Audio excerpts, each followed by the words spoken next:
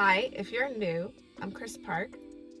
This is my channel where I talk about alchemy, masculine, feminine energies, and I love to talk about manifestation. If you like those things, like those topics, those subjects, and you like my voice, and you like how I look, and you want to keep listening or watching, please subscribe and like the video.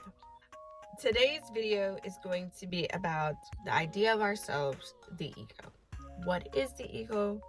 How the ego likes to live in fear, how it likes to control and live in fear, how it programs us to survive instead of thrive.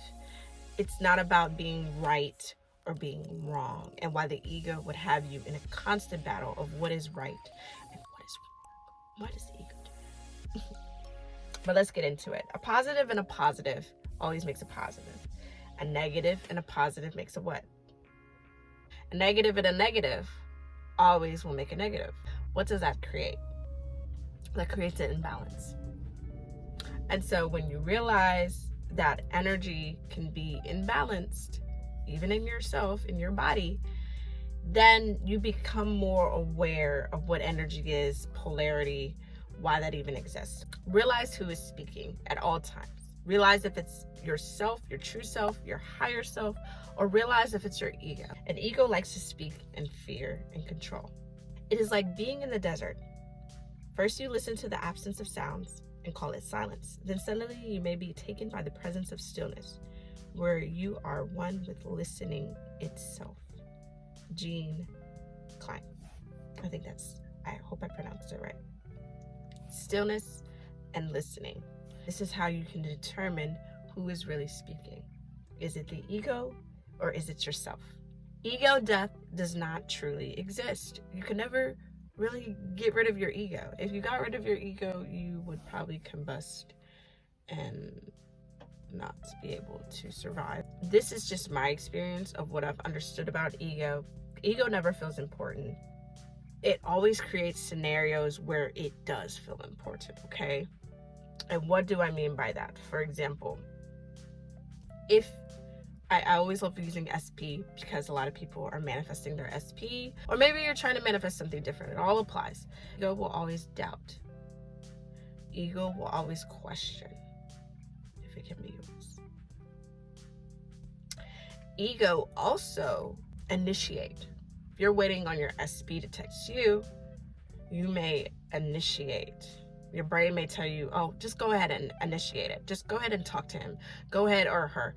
Go ahead and talk to them. Go ahead and text them. But that's initiating. That's masculine. And that's also ego. Ego likes to take charge because ego doesn't feel confident. Ego doesn't feel secure.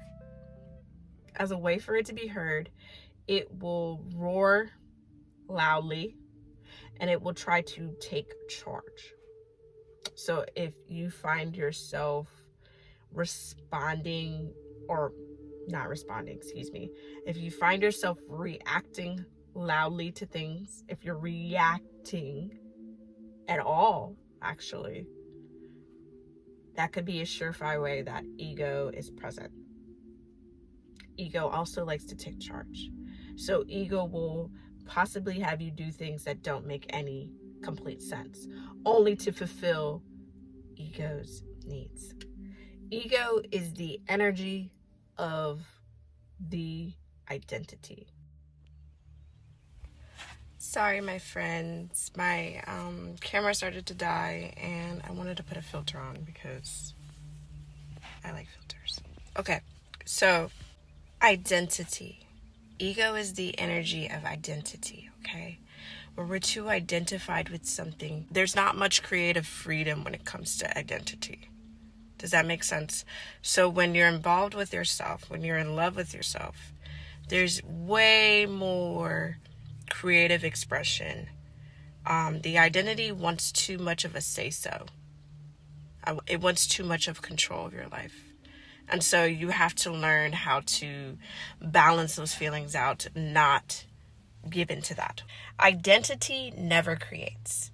And the reason why it does not create is because attachment does not create. Identity is just attachment to something. But our true selves, our soul self, is not attached to anything. It knows exactly what it is, which is it's just in being, in life. It is the observer of life, because awareness creates. That's what creates, not detached, not being attached to something, not identity, not ego. Detachment and awareness is creation. Identity has a way of looking outwards to the external. The idea that we have of ourselves, or we hold high above other things, is a sign of our ego being enlarged. Creating a level of presence, which is vibration, creating a vibration or an inner stillness, is as if inviting the ego to dinner, if that makes sense. Because you can never really fully get rid of your ego. Your ego is just there. The identity is just an identification in this world, but it is not you.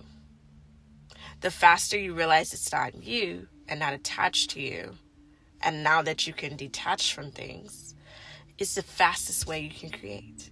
So I hope that touched on what the ego is, why you may have a hard time getting your manifestation if you're in ego, and it's just because you're identified with the desire, you're identified with the thing, you're identified with taking action and being in control. The ego is about being in control and action. But the more you're in stillness, the more you're just in present moment, you will realize that the ego is just a lower version of you that needs to be integrated, just like everything else. Well, I'm starving, so I'm going to go inside and eat some food. But yeah, I hope that helped you guys. My name is Kris Park. I talk about alchemy, manifestation, masculine and feminine energies. And I hope you enjoyed the video. And yeah, thank you for clicking on the video. Thank you for liking. Thank you for listening to my TED Talks, my mini TED Talks. And so I hope you have a good day, morning, evening, whatever it is to you.